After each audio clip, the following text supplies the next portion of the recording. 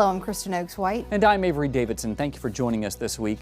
If you're going to New Orleans, chances are eating well is high on your itinerary. In spite of all the food there are still food deserts, places where there is little access to fresh fruits and vegetables. This week, TWILA's Nick Mikulas takes us to an urban garden where 2 transplants to the city are helping feed their community.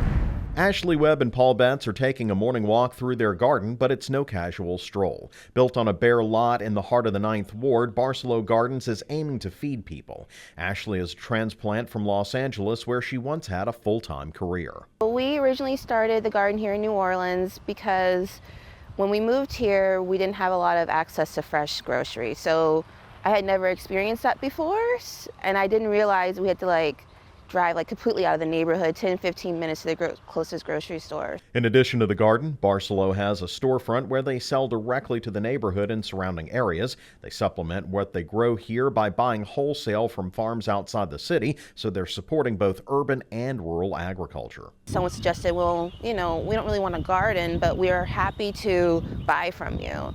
So a neighbor suggested we start doing a farmer's market, and it grew from there. So now we kind of do urban farming, and we do a lot of free gardening classes, so it's kind of a teaching garden. Paul Betts is the chief farmhand here at Barcelo Gardens, partly because he's the only farmhand. He was raised on a dairy farm in Indiana and says while he never expected to go into farming, the pandemic changed things. But I didn't really see this until the pandemic really changed my perspective on a lot of stuff. Barcelo runs classes as well as selling food. Passing on the knowledge of how to plant seeds and make them grow is what keeps Betts going. It's because we've gotten so far away from where our food comes from that people don't realize that, hey, we can eat something that has maybe a tiny little hole in it. It's still completely fine to eat, or eating a flower or something like that. Customers can request Uber to make fresh deliveries of the fresh products to them. Ashley says fulfilling those orders is fulfilling to her. Working the land is kind of like my own therapy. So it kind of, in therapy, we're always talking about keeping grounded. And the best way of being grounded is actually, being with the ground and the dirt. New Orleans is known for its food, but much of that food comes from outside of town. That's why gardens like Barcelo here are so important in helping reconnect people with the traditions that made this town famous. Reporting from New Orleans, I'm Nick Mikulas. Barcelo Gardens have an active social media account and their own delivery service. We'll link you over on our website at twilatv.org. Well, each spring, the Louisiana Farm Bureau Women's Leadership Committee really leans into part of the name, leadership, at its annual spring conference. This year, the conference was held in Northeast Louisiana. As TWILA's Karl Wiggers shows us, this was a tasty event for men and women of all ages. These vines in the hills of Ouachita Parish are showing some fresh growth. And that's also true of the folks attending the Spring Leadership Conference hosted by the Louisiana Farm Bureau Women's Leadership Committee. We like to bring our Farm Bureau members and anybody else, family and friends, to see what agriculture is about. So we move throughout the state of Louisiana from north to south, east to west every year, and try to encourage people to get involved with Farm Bureau, meet new friends, support Landry's Vineyard, support local Louisiana agriculture. Michelle Semino chairs the statewide leadership committee. She is thrilled to see such a great mix of young and old here at the conference. Caitlin Falk from Franklin Parish says that is one of her favorite parts of this conference. It's important that we show that women are very involved. And I love to see other women, different ages, and learn more from the older generation. I would say there's always opportunity to learn. Erin McLean from Vermilion Parish is the district chair on the Women's Leadership Committee. She says getting out of her corner of the state is an important part of the event. Just learning different aspects of different agriculture. This is my first time seeing a vineyard, so just learning how they do their farming compared to the crops that's grown where I am has been an experience, a learning experience. I think I was more excited for the tour, the farming tour, just to see other ways of farming where I'm just used to a row crop and cattle, and seeing a vineyard, how all that's grown. But I do love to hear other people get up and talk about what they do and the leadership that they do partake in agriculture. For Semino, seeing other generations get involved in the Women's Leadership Committee gives her a lot of hope for the future. I'm very passionate about agriculture. I have 4 children. I want my grandchildren to grow up on the farm. I want them to see just where their roots come from. You know, we've kind of lost that connection with the consumers, and I just think it's important for all of our women to tell their stories and try to get back to our roots and know what agriculture really is about. Reporting from Northeast Louisiana, I'm Karl Wiggers for This Week in Louisiana Agriculture. If you'd like to get plugged into the Women's Leadership Committee, now's a great time to do that. Visit your local Parish Farm Bureau office to learn more, or better yet, make plans to come to New Orleans this June for the annual Louisiana Farm Bureau Convention to see all the ways you can get involved in the Farm Bureau family. The state got a drenching during that last bout of severe weather. Some corn farmers had to delay planting, and some soybean farmers are going to have to replant fields that flooded. While things have dried out, that ever-famous Louisiana humidity is hanging around. Nick Mikulas has this week's Farmer's Forecast with more details. Thank you all so much. It looks like we are going to see kind of a roller coaster this week, with temperatures starting off cool after some weekend rain. Then we warm up. Then it looks like some scattered rain is going to be heading into the area. So lots going on there. And I know it's been tough to get in the field for many. Corn planting is slightly behind this year. And it looks like the emerged amount of corn is about 20% behind where it was last year. And it's all because of this. Look at these rain totals here, from 6 to 10 inches widespread since April 1st. Most of that came in that severe weather outbreak where Louisiana saw 11 confirmed tornadoes. Now, there are some spots where it's been a little better. You see in the southern part of the state, we have avoided those higher rain totals, but anywhere north and west of a line from Faraday down through about Forest Hill to Lake Charles, you have seen plenty of rainfall. And fortunately now, it looks like most of that rain fell to start the month, and most of it in that one event, because nothing here for the last 7 days, nothing really measurable has fallen. And it looks like we are going to see more that comes into the area, but it's not going to be those big totals where we see several inches falling across a widespread area. So this go round, again, it looks like the southern part of the state is going to avoid the heavy stuff, and up north we have about 1 to 2 inches in the forecast, and a lot of that falls this weekend, though it does look like some scattered rain returns later in the week toward the weekend. Here is your outlook from about April 24th to the 28th. Rainfall above normal, so that means we're going to see more than we would typically see this time of year in that time span, but it's not one of those real strong signals for very heavy rain. And it looks like a warming trend to end the month here. We could, by the end of the month and the start of May, start to see some 90s creep in, and we know that'll dry things out quickly, but we don't want too much of a good thing. Back to you. Chances are it's one of the first things to get your day going. We're talking about eggs. Whether they're scrambled, boiled, fried, poached. Okay, we don't need to make a Forrest Gump segment out of this. But Louisiana's Egg Commission recently showed state lawmakers just how important the industry is, and TWILA's Keely Ana Strickland was there for it. Every year, the Louisiana Egg Commission hosts an omelet breakfast at the Capitol. But it's not all eggs. Crepes and fresh strawberries are also on the menu for over 400 state employees. Dr. Mike Strain is the Louisiana Commissioner of Agriculture and Forestry. He says they look forward to this event all year. Thanks. So it's a wonderful time.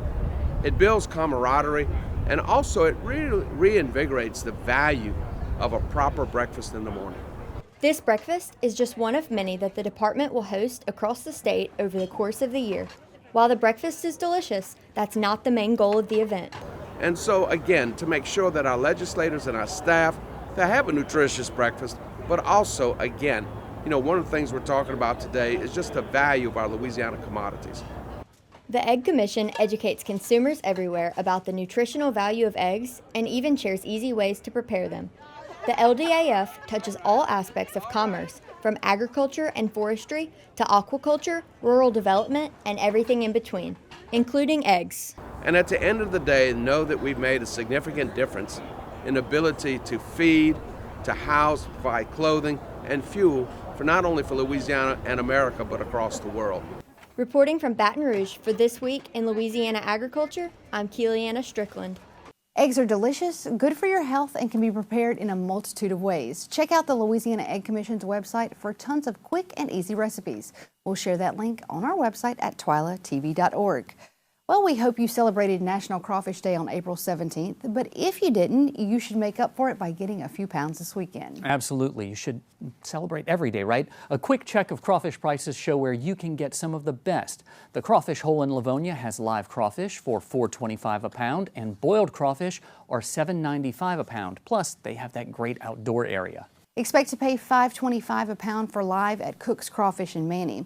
If you want them boiled, it'll cost you $7.99 a pound. Cody's Crawfish Shop in Sulphur has live crawfish for $3.99 a pound and boiled crawfish for just $2 more, $5.99 a pound. These crawfish prices are brought to you by the Louisiana Crawfish Promotion and Research Board, which reminds you to always eat Louisiana crawfish and to make sure, ask before you eat. Still to come on TWILA, after spending 50 years working in the ag industry for Southern University, Dr. Leodrey Williams is recognized for his pioneer efforts. Plus, step aside, Iron Chef. These Louisiana 4-H kids are showing off their culinary skills. You're watching This Week in Louisiana Agriculture, the only TV show bringing Louisiana farmers and consumers together every week.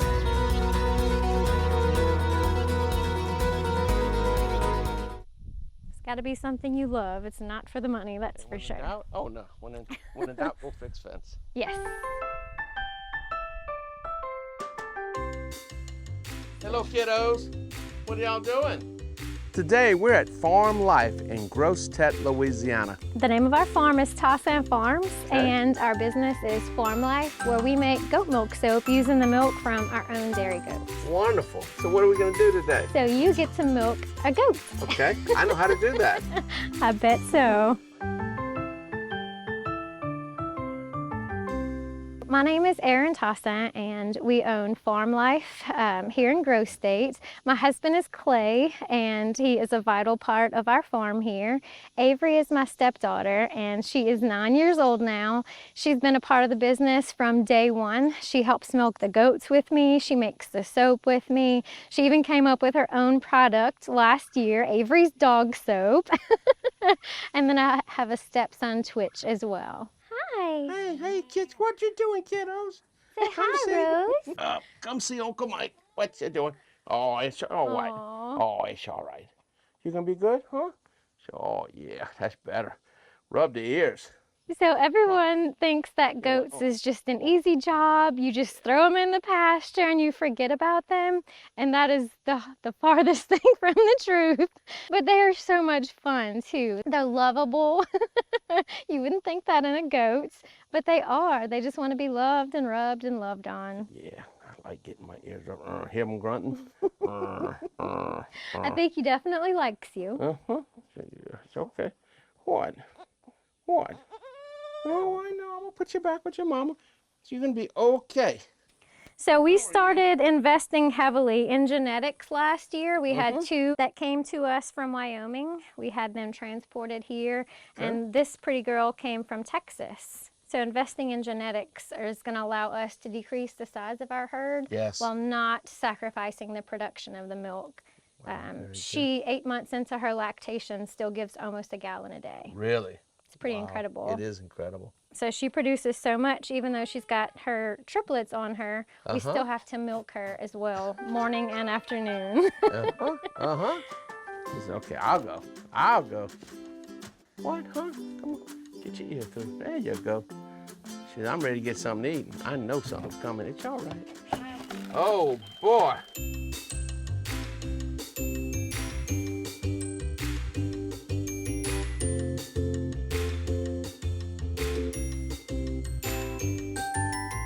So now I get to take you inside, Commissioner, and show you what we do, turning this milk into soap. Okay, let's go.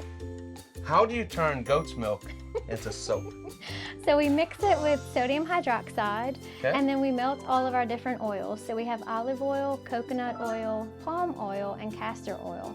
So we melt those into a separate pot, and then once the temperature gets within 10 degrees of one another, our sodium hydroxide milk mixture and then the oil mixture, we then filter in the goat's milk into the oils. And then you mix it until it's about like cake batter consistency, and that's when we add the different scents, the different colorants, make them all look different and smell different. Yep, now you can smell like the green, Mm-hmm. right? That's exactly right. It's got some cedar wood in it, some oak. Okay, because you can smell the camping. Yep, it's nice. It is. This one is our newest one. It's called Dream Catcher. So my dream was always to work on the farm Now full you're a member time. of the certified family. I That's am. What congratulations. I am so proud. Well, we tell everybody when you go shopping, Mm-hmm. local section of the grocery store, Right. farmer's market, roadside stand, look for the certified label. Yeah. Fresh, local, and certified Louisiana. We decided to become Certified Louisiana because we feel like people need to know where our products are coming from. Sourcing things locally is so vital and important. I am so proud to be part of Louisiana and the Certified Louisiana program.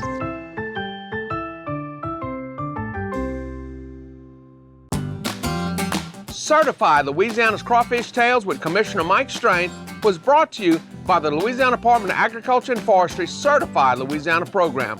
For information about the Certified Louisiana, Certified Cajun, Certified Creole, Certified Craft Beverage, and the Certified Farm to Table Logo program, visit certifiedlouisiana.org or ldaf.la.gov.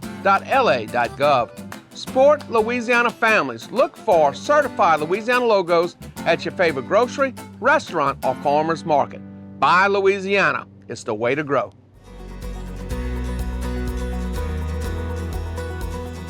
We are closing out our series recognizing this year's inductees into the Louisiana Agriculture Hall of Distinction. This week, Craig Gautreaux gives us a look at the career of Dr. Leodrey Williams.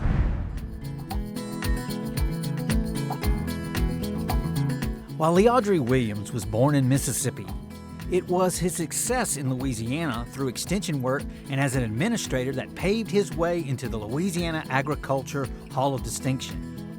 He learned growing up that working in agriculture was difficult, but it would lay the foundation for a memorable career. The only thing we had was agriculture. We lived agriculture, and not in any big way, you know, because we had horse, mule type farm, but we had no mechanical farm whatsoever at that time. In 1965, Williams began work as an extension agent and found himself in North Louisiana. His assignment had him working with cotton and soybean farmers, but Williams believed it was essential for people he served to get involved in producing vegetables to supplement their income and as a food source. But it was a big effort for that particular family, having some income when nothing else was coming in. We have to let each other grow.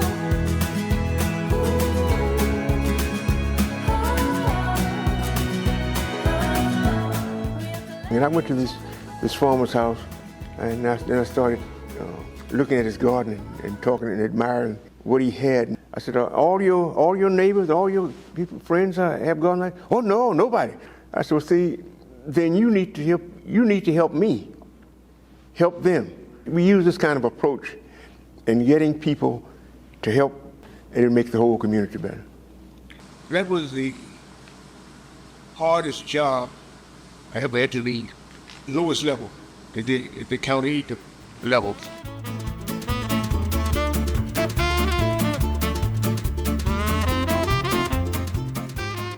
Williams was driven to help others, and that drive took him to many far and away places. He saw these international trips as an opportunity to share his knowledge of agriculture and assist people who were in great need of knowledge related to crop production. It was so successful, we started getting international programs with different governments like Sierra Leone, you know, later on Liberia. So it was a good combination of working and growing and helping others. And that was my whole idea in the beginning, was helping. It's one of the best leaders in these countries, as well as dealing with the HBCU University. Don't get any better than him, huh? Well, beside me, nobody else.